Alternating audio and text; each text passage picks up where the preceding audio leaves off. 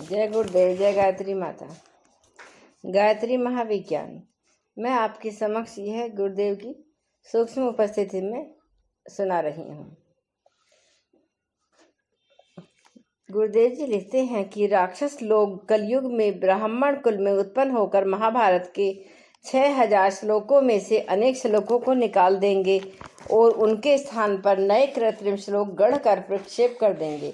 यही बात माधवाचार्य ने इस प्रकार कही है। स्वार्थी लोग कहीं ग्रंथों के वचनों को प्रक्षेपित कर देते हैं, कहीं निकाल देते हैं, कहीं जानबूझकर, कहाँ प्रमाद से उन्हें बदल देते हैं। इस प्रकार प्राचीन ग्रंथ बड़े अस्त व्यस्त हो गए हैं। जिन दिनों यह मिलावट की जा रही थी उन दिनों भी विचारवान विद्वानों ने इस गड़बड़ी को डटकर विरोध किया था। महर्षि हारित ने स्त्री द्वेषी उल जलूल व्यक्तियों का घोर विरोध करते हुए कहा था, स्त्रियां शूद्रों के समान नहीं हो सकती। शूद्र योनि से भला ब्राह्मण क्षत्रिय वैश्य की उत्पत्ति किस प्रकार हो सकती है? इसलिए स्त्रियों को वेद द्वारा संस्कृत संस्कार करना चाहिए। नर और नारी एक ही है, एक ही रथ के दो पहिए हैं, एक ही शरीर के दो भुजाएं हैं, एक ही मुख के दो नेत्र हैं, एक के बिना दूसरा अपूर्ण है। दोनों अर्धांगों के मिलने से एक पूर्ण अंग बनता है। मानव प्राणी के अविच्छिन्न दो भागों में इस प्रकार की असमानता, द्विधा, नीच ऊंच की भावना पैदा करना भारतीय परंपरा के सर्वथा विपरीत है। भारतीय धर्म में सदा नर नारी को एक और अविच्छिन्न अंग माना गया है। पति पत्नी का आधा अंग है। ऐसी दशा में यह उचित नहीं है कि नारी को प्रभु की वाणी वेद ज्ञान से वंचित रखा जाए। अन्य मंत्रों की तरह गायत्री का उसे भी पूरा अधिकार है। ईश्वर की हम नारी के रूप में, गायत्री के रूप में उपासना करें और फिर नारी जाति को ही घृणित, पतित, अप्रशिता, अनाधिकारिणी ठहराएं। यह कहाँ तक उचित है? इस पर हमें स्वयं ही विचार करना चाहिए। स्त्रियों को वेदाधिकार से वंचित रखने तथा उन्हें उसकी अनाधिकारिणी मानने से उसके संबंध में स्वभावतः एक प्रकार की हीन भावना पैदा हो जाती है, जिसका दूरवर्ती घातक परिणाम हमारे सामाजिक तथा राष्ट्रीय विकास पर पड़ता है। यो तो वर्तमान समय में अधिकांश पुरुष भी वेदों से अपरिचित है, उनके संबंध में ऊटपटांग बातें करते रहते हैं, पर किसी समुदाय को सिद्धांत रूप से अनाधिकारी घोषित कर देने का पर परिणाम हानिकारक ही निकलता है। इसलिए वित्तांडावादियों के कथनों का ख्याल न करके हमको स्त्रियों के प्रति किए गए अन्याय का अवश्य ही निराकरण करना चाहिए।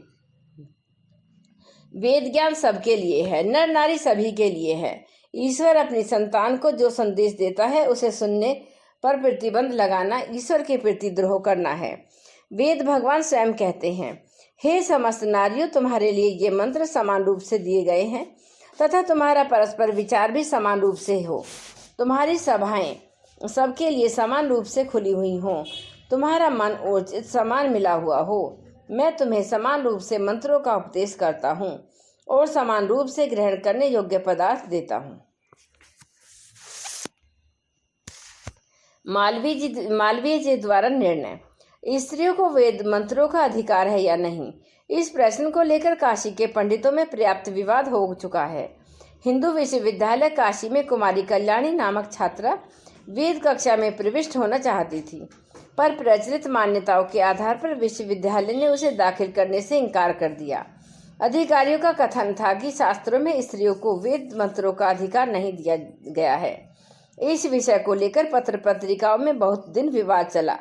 वेदाधिकार के समर्थन में सर्वादेशिक पत्र ने कई लेख छापे और विरोध में काशी के सिद्धांत पत्र में कई लेख प्रकाशित हुए। आर्य समाज की ओर से एक डेपुटेशन हिंदू विश्वविद्यालय के अधिकारियों से मिला। देश भर में इस प्रश्न को लेकर काफी चर्चा हुई। अंत में विश्वविद्यालय ने महामना मदन मोहन मालवीय की अध्यक्षता से में इस प्रश्न पर विचार करने के लिए एक कमेटी नियुक्त की, जिसमें अनेक धार्मिक विद्वानों सम्मिलित किए गए। कमेटी ने इस संबंध में शास्त्रों का गंभीर विवेचन करके यह निष्कर्ष निकाला कि स्त्रियों को भी पुरुषों की भांति वेदाधिकार है। इस निर्णय की घोषणा 22 अगस्त सन 1946 को सनातन धर्म के प्राण समझे जाने वाले महामना मालवीय जी ने की तदनुसार कुमारी कल्याणी देवी को हिंदू विश्वविद्यालय की वेद कक्षा में दाखिल कर लिया गया और शास्त्रीय आधार पर निर्णय किया गया। विद्यालय में स्त्रियों के वेद अध्ययन पर कोई प्रतिबंध नहीं रहेगा। स्त्रियां भी पुरुषों की भांति वेद पढ़ सकेंगी। महामना मालवीय जी तथा उनके सहयोगी अन्य विद्वानों पर कोई सनातन धर्म विरोधी होने का संदेह नहीं कर सकता। सनातन धर्म में उनकी आस्था प्रसिद्ध है। ऐसे लोगों द्वारा इस प्रश्न को सुलझा दिए जाने पर भी जो लोग गड़े मुर्दे उखाड़ते हैं और कहते हैं कि स्त्रियों को गायत्री का अधिकार नहीं है, उनकी बुद्धि के लिए क्या कहा जाए, समझ में नहीं आता। पंडित मदन मोहन मालवीय जी सनातन धर्म के प्राण थे। उनकी शास्त्र विद्वता, दूरदर्शिता एवं धार्मिक दृढ़ता असाधारण थी। ऐसे महापंडित ने अन्य अनेकों प्रामाणिक विद्वानों के परामर्श से स्वीकार किया उस निर्णय पर भी जो लोग संदेह करते हैं। उनकी हर धर्मी को दूर करना स्वयं ब्रह्मा जी के लिए भी कठिन है।